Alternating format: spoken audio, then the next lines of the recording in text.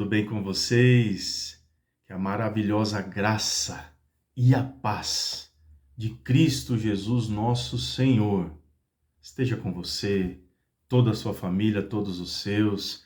Que bênção ter você aqui mais uma semana conosco para estudarmos juntos e juntas a palavra de Deus aqui no canal do YouTube da IPI de Engenheiro Goulart. Quero convidar você a orarmos neste momento. Vamos pedir a direção de Deus a mais este estudo. Amém? Pai bondoso, Deus supremo, grande é o teu nome, muito digno de ser louvado. Senhor, estamos aqui reunidos para estudarmos mais uma vez a tua santa palavra. Queremos pedir a tua direção, a tua bênção, a tua paz, a tua exortação, Senhor, iluminados pelo teu Santo Espírito, para lermos a tua palavra. Mas, Senhor, muito mais do que isso, nos ajude a colocar em prática no nosso dia a dia para glorificarmos o teu santo nome.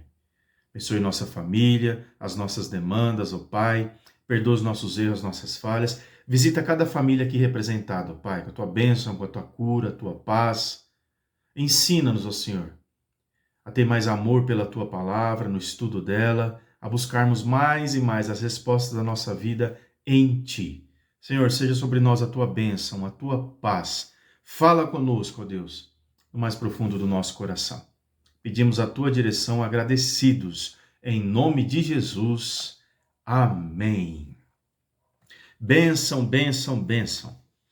Diante da palavra do Senhor, você que está aí com a sua Bíblia, vamos continuar nesses passos de estudo da palavra de Deus. Primeira epístola de Paulo aos Coríntios.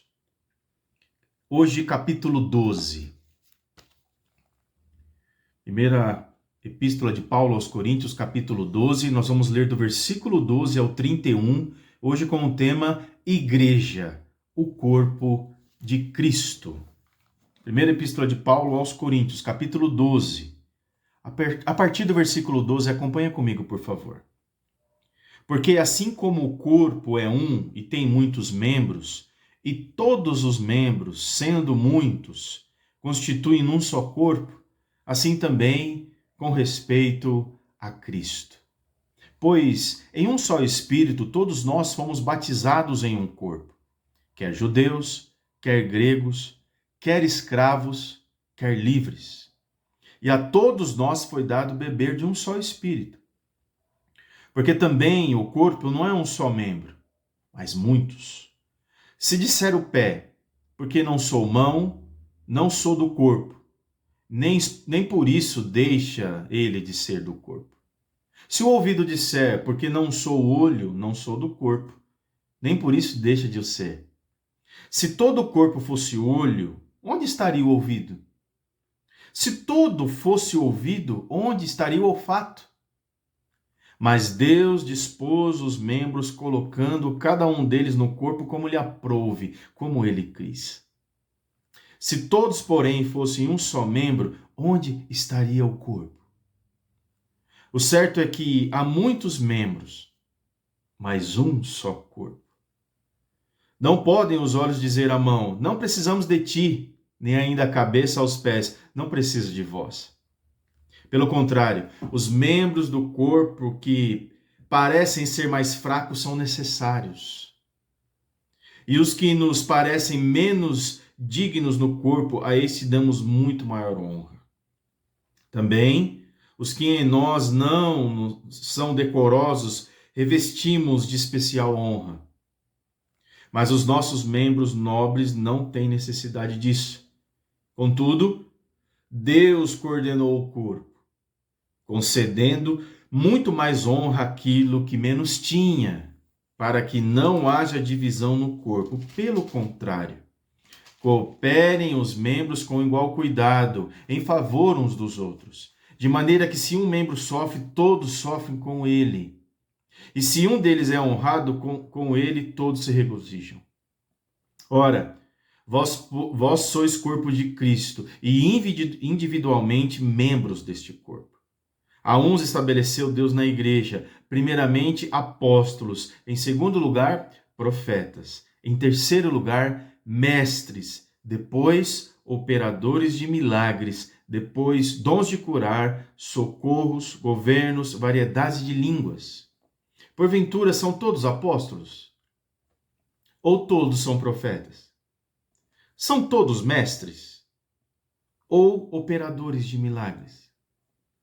Têm todos dons de curar? Falam todos em outras línguas? Interpretam-nas todas?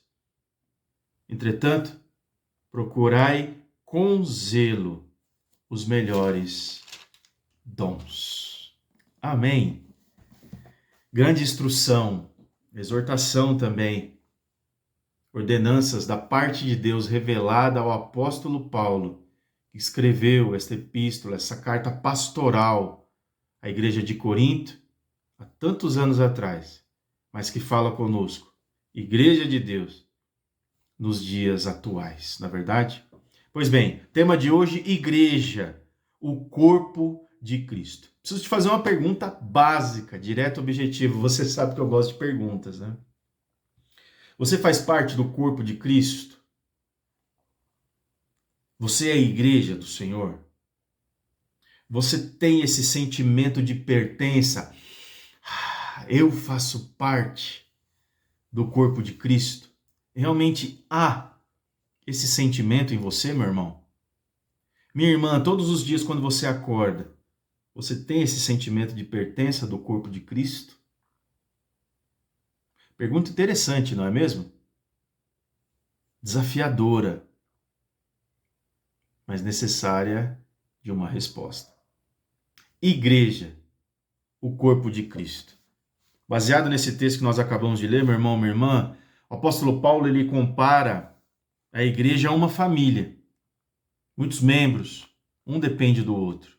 Ele compara a igreja à família, exército, templo, noiva. Mas a figura predileta do apóstolo Paulo, nas suas cartas, nas suas ordenanças, nas suas orientações, nas suas pregações, é corpo. A palavra predileta do apóstolo Paulo para ele falar de igreja é corpo. E essa figura, ela se destaca em 3 grandes verdades que eu preciso conversar rapidamente com você nesse estudo. Eu peço a tua atenção nesta hora, por favor. Primeira epístola de Paulo aos Coríntios, capítulo 12, nós já lemos do versículo 12 ao 31. Primeiro, unidade. Quando nós falamos de igreja, o corpo de Cristo, nós precisamos aprender essa palavra e colocar em prática. Unidade. O corpo é uno, é único. Sua principal característica, a característica do corpo, meu irmão, minha irmã, é a unidade. Os que creem em Cristo são um, fazem parte do mesmo corpo, da mesma família, do mesmo endereço, do mesmo CEP, da mesma localidade, entende? Das mesmas funções, do mesmo rebanho. Essa unidade, ela não é externa, organizacional ou denominacional. Não, ela é espiritual. A igreja, meus irmãos, é definida como unidade, e unidade espiritual. Confessamos o mesmo Senhor, servimos o mesmo Deus, dependemos do mesmo Pai. Dependemos da mesma graça que só vem de uma fonte, Jesus Cristo de Nazaré, o Filho poderoso de Deus. Ministramos no mesmo corpo.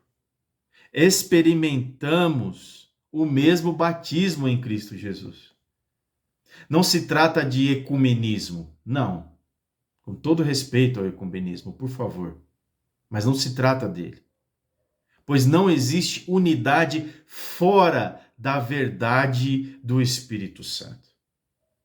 Essa unidade é para os salvos, os que nasceram de novo. É para os salvos, porque nasceram novamente, novidade de vida.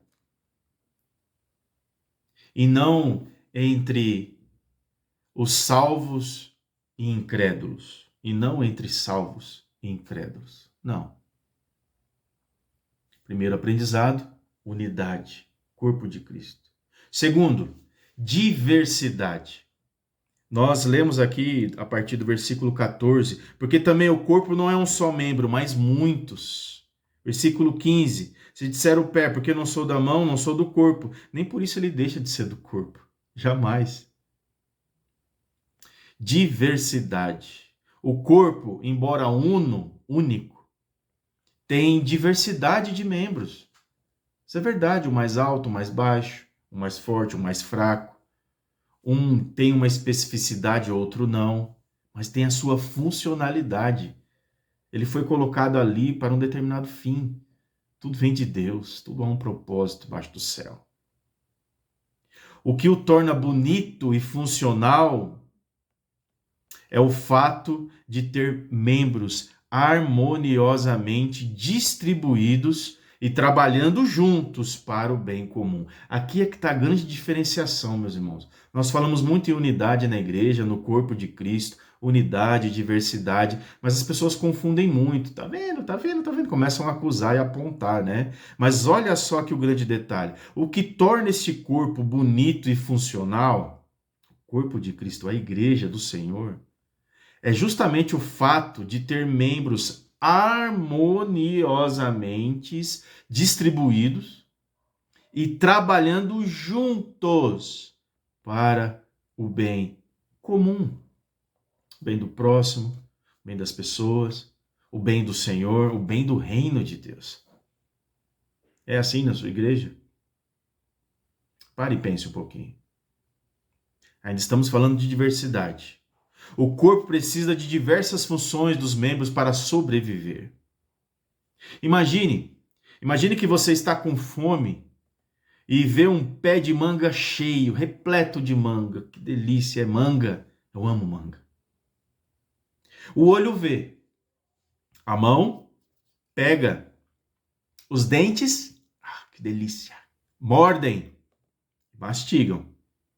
O estômago, o que ele faz? Tritura, ele processa e por aí vai. Essa é a questão da diversidade do corpo, o corpo de Cristo.